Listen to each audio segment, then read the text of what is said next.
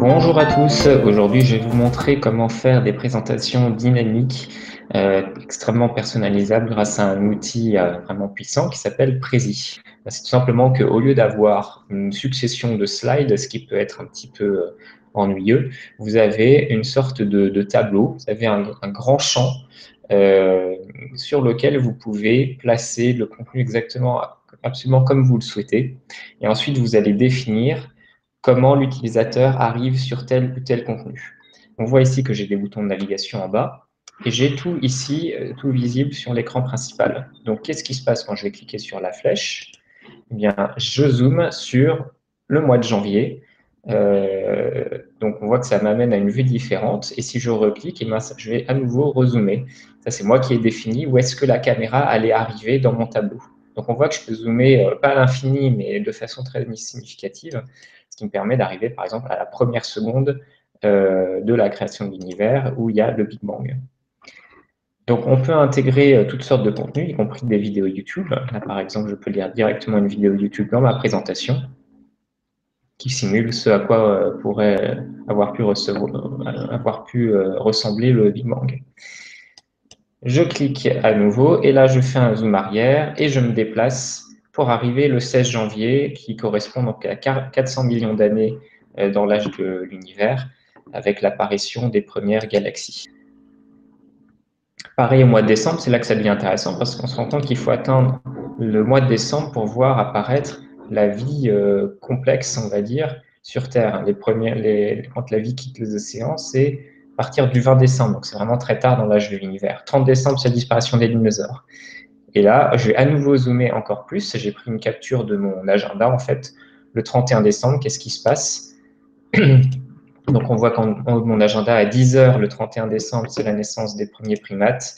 Il faut attendre 22 h le 31 décembre pour que Homo erectus, notre ancêtre, apparaisse. On arrive à 23 h 59. Donc, on croit qu'on arrive à la fin du diaporama, c'est la dernière minute. Eh bien non, en fait, je vais zoomer encore plus sur les 60 dernières secondes. Donc, on voit que ça permet de créer un effet de surprise. Là, 23 secondes avant la fin de l'année, c'est la naissance d'agriculture. Et je peux également, vous voyez, faire des effets de rotation. C'est-à-dire que je vais, par exemple, là, faire une rotation pour marquer un basculement qui dit on arrive à la dernière seconde du dernier jour de l'histoire de l'univers. Donc, est-ce qu'enfin, à la dernière seconde de l'année, on a inventé Internet? Non, en fait, on a seulement découvert l'Amérique. Enfin, Christophe Colomb a découvert l'Amérique, plutôt.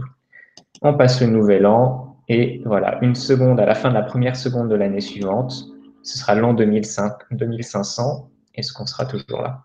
Et là, je fais un retour en arrière sur ma vue d'ensemble. Donc voilà un exemple, c'est moi qui ai défini le cheminement, j'aurais pu faire quelque chose de complètement différent. Et voici un exemple de ce qu'on peut faire avec Prezi. Donc le principe, c'est que vous avez un champ, un espace de travail sur lequel vous allez définir des cadres. Un cadre égale une vue de votre caméra. Vous voyez qu'il y a des numéros sur ces cadres. C'est ce qui va définir l'ordre de passage de la caméra dans l'espace d'ensemble. Vous voyez que je pourrais vraiment, je peux dézoomer et zoomer à loisir dans cet espace. Ensuite, je peux très bien placer un deuxième cadre dans le premier cadre. La caméra arrivera là. Et là, j'ai un troisième cadre qui est à l'extérieur à droite. Donc, la caméra m'amène sur ce troisième cadre. Une fois que vous avez défini ces cadres, vous pouvez placer dedans des images, du texte, des vidéos. Vous voyez ici dans le menu en haut qu'il y a toutes sortes d'éléments qu'on peut ajouter à son précis. Et vous pouvez par exemple mettre un fond d'écran qui va faire un effet un petit peu de relief, c'est-à-dire que le fond d'écran apparaît vraiment comme étant en arrière-plan.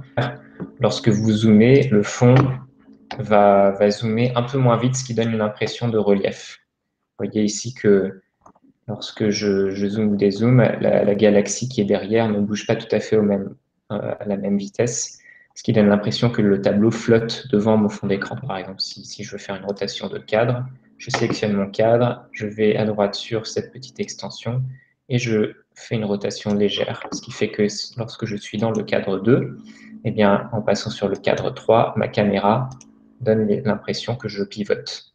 Lorsque vous faites un déplacement latéral, c'est-à-dire que vous passez par exemple un élément qui est à gauche vers la droite, c'est plus, ça transmet plutôt l'impression qu'on va passer à une nouvelle idée. Lorsque vous zoomez, vous faites un zoom in sur un élément, c'est plutôt l'idée qu'on va creuser quelque chose, on va creuser le concept qu'on est en train d'étudier. Lorsque vous faites un zoom très fort, ça peut créer un effet de surprise, hein, on l'a vu tout à l'heure. En zoomant très fort, on peut faire apparaître quelque chose qu'on croyait pas, qu'on ne pensait pas être là au départ. Des rotations, ça permet plutôt de marquer une conclusion, l'affichage d'un résultat. On l'a vu un peu tout à l'heure avec ma ligne de temps. Hein, c'est quand on arrive à la dernière seconde, pour marquer le coup, on fait une rotation. Et puis, le zoom arrière maximum, pareil, ça peut marquer une conclusion ou aussi un effet de surprise. Vous pouvez envoyer un lien à une personne par mail, par messagerie instantanée, peu importe. Et lorsque vous êtes, par exemple, au téléphone avec lui, vous pouvez lui faire la présentation à distance, c'est-à-dire que quand vous cliquez sur suivant, eh bien, ça passe, sa présentation passe également à la vue suivante, c'est-à-dire la caméra se déplace en même temps que la vôtre. Donc, vous contrôlez ce qu'il voit à quel moment et vous pouvez commenter au téléphone comme si vous étiez en train de regarder le même écran d'ordinateur. Vous avez aussi un mode collaboratif, donc c'est-à-dire que vous pouvez éditer un prési à plusieurs personnes. C'est gratuit si vous acceptez que votre prési reste public. C'est-à-dire que par défaut, quand vous êtes en mode gratuit, le prési est visible par n'importe qui se rend sur le site de Prési. Il sera apparent dans la bibliothèque publique de Prési. Si vous voulez rendre votre Prési privé, par contre, il faut payer. Donc là, il y a plusieurs forfaits. Je vous recommande le forfait Enjoy qui est déjà pas mal. Donc n'hésitez pas à faire appel à Digital Collab pour une formation. On a fait beaucoup. C'est un outil qui est assez demandé.